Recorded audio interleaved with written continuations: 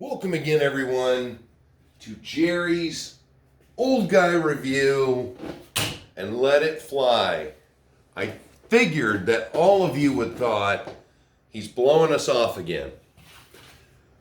But no, as you saw from today's early video, the snow came. Friday, craziness.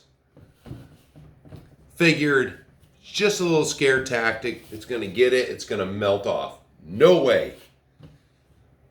Then it drops into the 30s, barely 30, to make sure that it all turned to ice. So, as you can imagine, I was really pissed. I went out to make sure the trails were squared away. I was going to have all the leaves blown before the snow got here, and it got here. But we'll see. Next week they're saying there's going to be rain. So hopefully I'll get to use my new toy courtesy of my friends over at Black Hawk Saw Shop, North Pole, Alaska. Smoking deal. I had to get it because it was 1.70 horsepower. I see something that says horsepower, I gotta have it. I got to use it one time before it snowed. Just my luck. Now, for those of you that are new to the channel, that means for the next 8 months, if it sticks, there will be nothing but snow in the driving videos. Damn. But 26 September 2021, Fred Williamson update. Midnight had her surgery on Monday, and it was successful, and everything looks great. And once again, he wants me to make sure that you all know how grateful he is for stepping up and helping a brother out. So, one of these days, I'm going to figure out how to get the pictures off my phone onto something I can put into a video. Don't bother blowing up the comment section trying to explain it to me. I'm a child and I need to be walked through it and shown how to do it. But this is going to be a kind of a quick rant session today because it's been a busy week because I've been playing with that guy who's going to be involved in my ranting.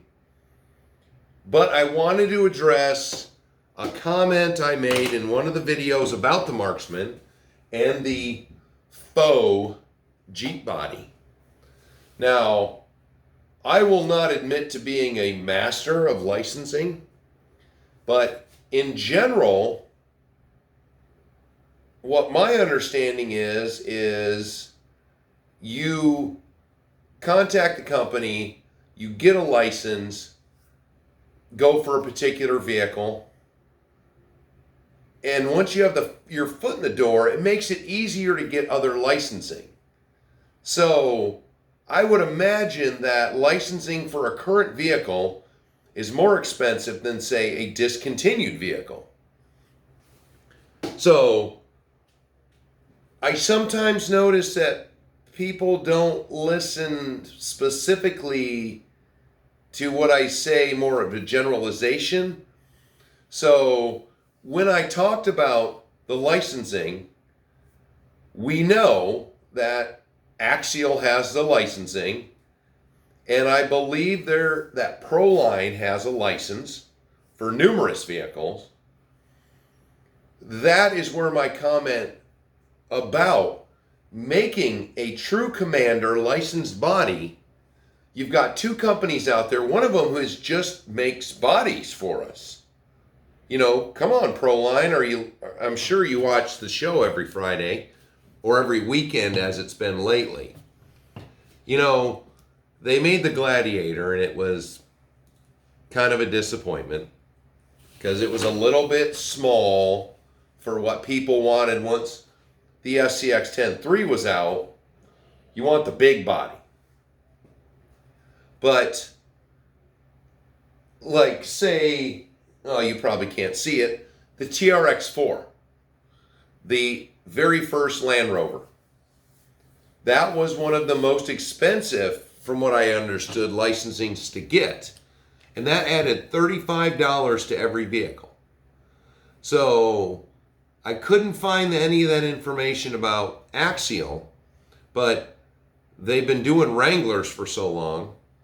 I know they had the Chevy license at one point for the SCX-10-2, but they only used it to make one vehicle. Kind of weird. You've got the license. Why go with just one vehicle? Or make different versions of that same vehicle if you have it. Get your money's worth out of it. But that is generally licensing. You pick what you want to make. You call the company and ask them, can you make it? Boom. So if you've already got a license for, say, a Jeep, because I know that Axial has... We've got the Wrangler. They've done the four-door Wrangler. They've got Chevy. Oh, actually, they did. Axial did release Chevy truck bodies in the C10s. I think they had 2 of those because I've got one of them. And they didn't want to get with Unimog, obviously, with the SCX-10-2 6-wheeler. Just going around. Yeah. So they did the Blazer, the Wrangler, the Gladiator, which is the Wrangler. And then they did the Mighty FC, they called it, which was just I discussed that one back a few videos ago. That was a prototype vehicle that Dodge was going to revamp and make a new version of the old 50s version, but they never got around to it. So they got the license to a prototype vehicle to make, and they still make that body. So I guess we'd be looking at Proline and Axial to see if they could give us an old Jeep. You know, I would love to see a CJ7, a CJ5, a Commando. That I would like to see the actual real Gladiator. So if they have the license for Jeep products, let's look at it that way. And yeah, licensing can be expensive, but if you do something that people really like, it might bear fruit. And with that, let me get to the rants. Because let me give you guys a secret. In general, when I get a vehicle and do a review, I try not to look at any other videos. I don't want to know what anyone else has already said, what anyone else's their opinions are. I want to get my opinions and then share them with you. So with the Marksman, we had the taking it out, the quick little looking at it on the table, and then I drove it. Then we came back and we talked about it again. Well, now that I've done that, I have been watching some videos, and with all the Red Cat bashing I've seen to this point, it was refreshing to see a lot of people had good opinions of the truck, even without driving it. You know, and now that it's detailed up, I love it. I love the way it looks. If we watch the snow video, we know these tires. I thought they might be good. They were psyched. Yeah, they're not psyched enough. That nice, heavy, wet snow I had on Friday was horrible for that poor truck. It was fighting its way everywhere. But it was big. And it looks cool out there. And I think the width really helps. But meanwhile, the first time ever I watched a video, because of course, I watched Francis's video on it, RC review, And I see this big fatal flaw. And I'm like, what in the hell did I just buy? Well, as most ready-to-run new vehicles come on the market, there's little things. And that is true with every manufacturer.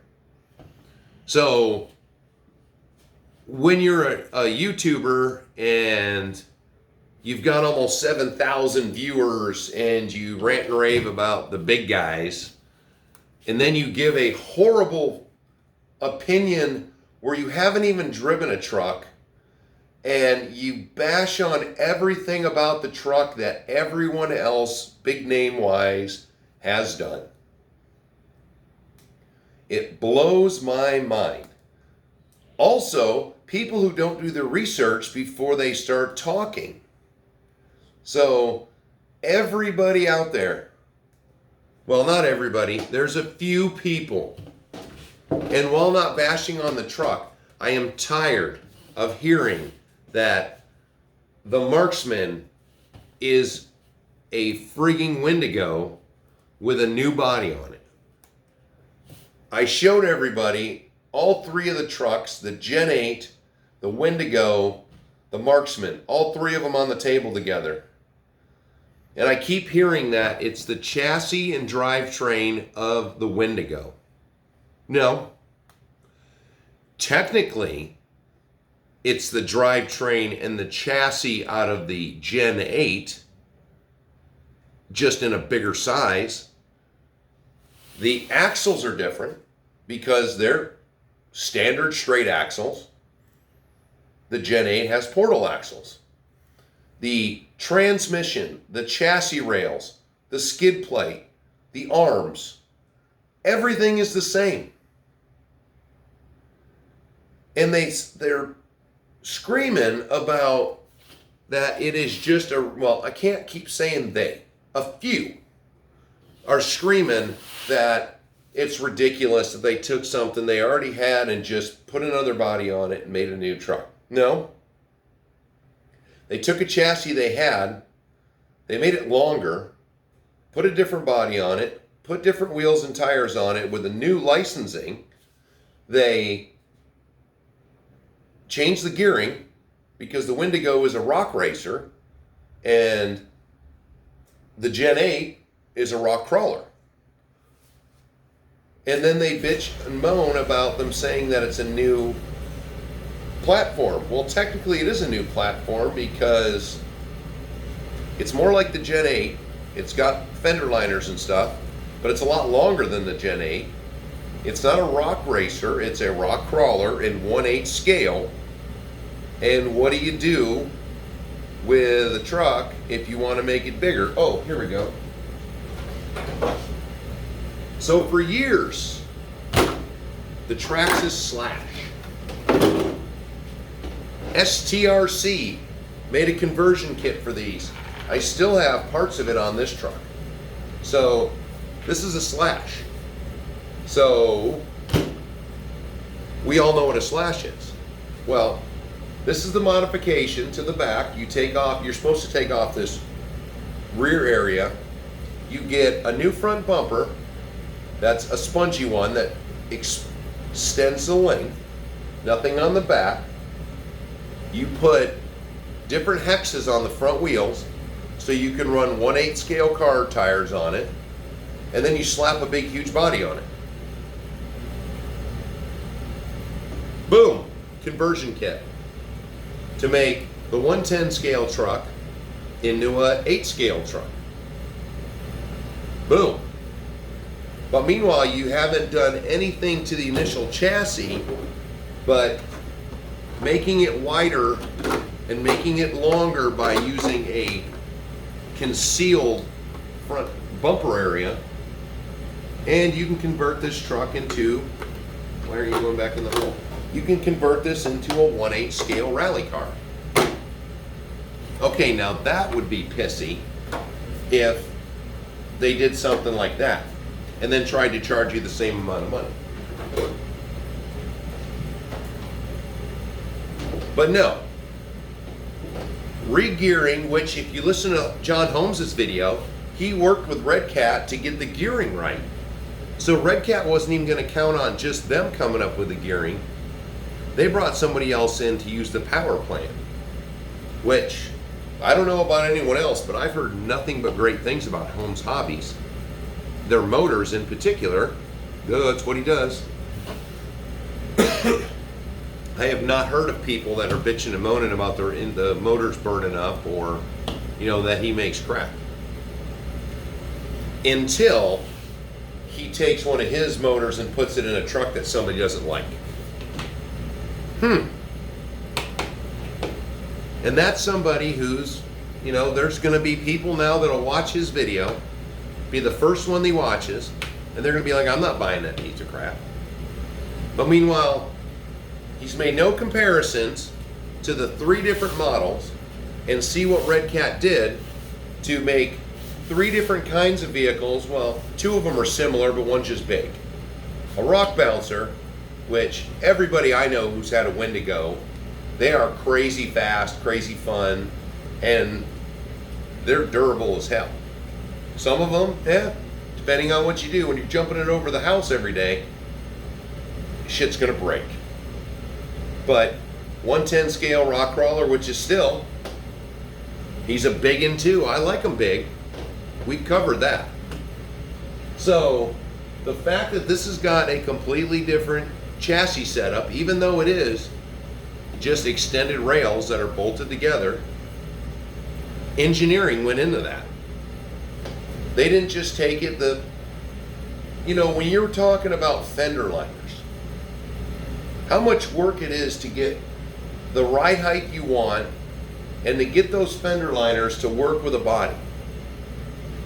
That's a lot of work right there. That's a lot of R&D.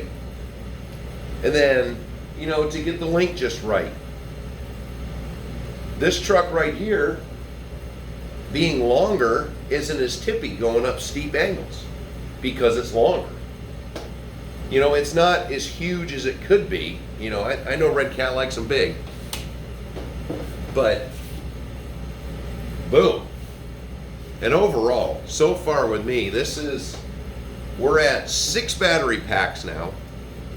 I have been just driving it, and it's got all the lights in it now.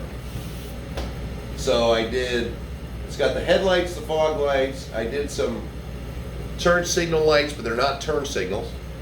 And then just the tail lights, which we'll get into that later about the associated kit that I got. It's kind of crazy. But overall, boom. And then to put the biggest rain on the parade,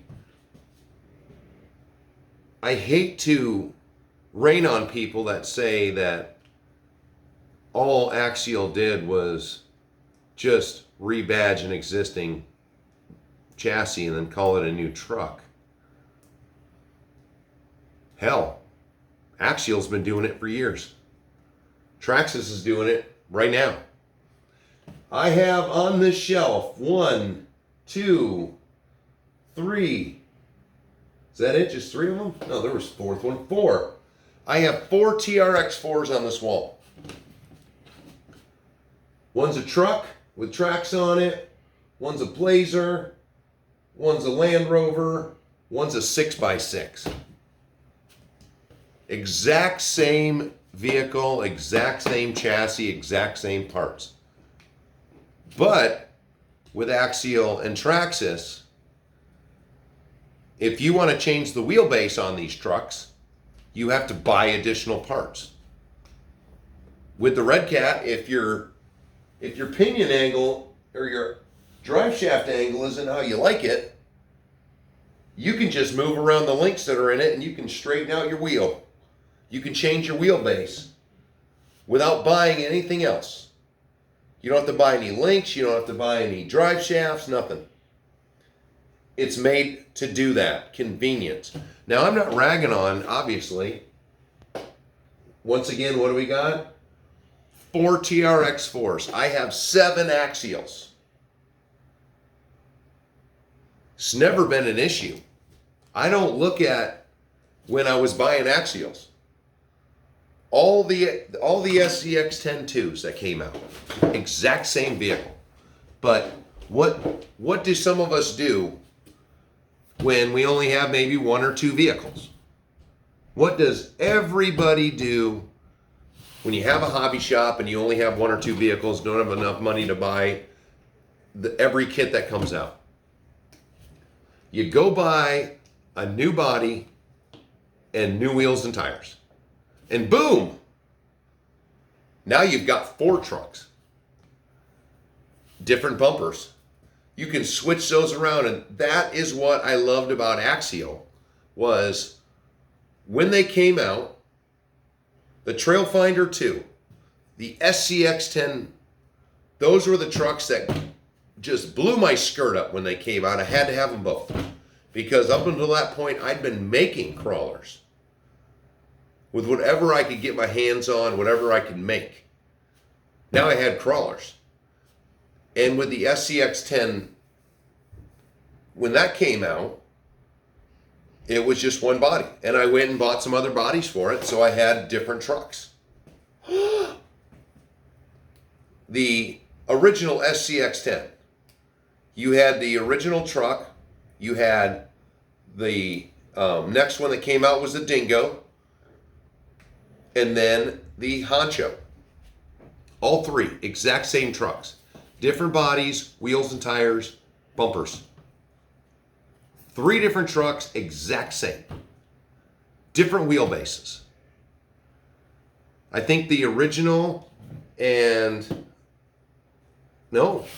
actually with the originals, I had all 3 bodies on that one chassis. But you could extend the wheelbase on it. When the SCX-10-2 came out, there's the Blazer. When that came out, it had a longer wheelbase on it. But there you go. All the SCX-10s started coming out. Same wheelbase. Different bumpers, different bodies. Boom. Perfect. Now you knew when that new one came out, you didn't have to go buy it. You just wait for the body to come out.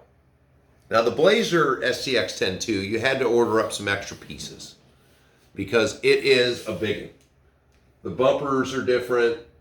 The rear bumper, the front bumper, and the way the body mounts was different. But still, now you had the exact same truck across the board. You bought it once, and you bought it more than once because the SCX-10-2 is the greatest truck to come out, in my opinion. But then it's the same thing now. They've got the SCX-10-3, which you have 3 models of now. You've got a Wrangler, you got a Gladiator, and you've got a Bronco that is coming out. Same exact truck, different wheels and tires, different bodies. That's all you need. Element, Trail Runner, Enduro Sendero, exact same chassis. Just one has an independent front suspension on it, and the other one doesn't. Other one's got straight axles. It comes with the parts to put a straight axle on your Trail Runner if you want to. Boom. So the releasing same chassis with different bodies on them is horse crap. It's horse crap. Because anyone on the YouTube telling you that that is some big, huge revelation and somebody's trying to screw you, they're wrong. You're wrong. Everything that comes out. Hell, a Vanquish is a pimped out SCX-10-2. It is just the way it is. And with that, let's move on from my grumpiness to my shout outs. It's been a great week, guys. And I got to make sure I give him a special one. I'm going to choke on some names tonight. We've got Kira Saber, Brett Kendall, John Warren, RC Powered. Hey, everybody, RC Powered. If you're into the hydraulics and the heavy equipment, go check out RC Powered. You know, we just started chatting earlier this week. And that's what it's about. He watches my channel, I watch his channel. He sent someone over to see me. I haven't seen you yet, but go check out RC Powered and tell him I sent you. We've got Frankie and we've got Ed's Adventure. We got the Blue Cuban 71, Jay Mead, Glenn J. Thompson, Lance DeVries, Monster RC, Seth Leard, the Yamaha King. He was around when I first started. It was good to see you back, bud. And Chris Yeat. Thanks every one of you for stopping by and commenting in the sections. And I appreciate every one of you, and I love chatting it up with you. So until next week, maybe I'll settle down and have some more news and things for you. But until then, get ready for more snow videos. Bye-bye.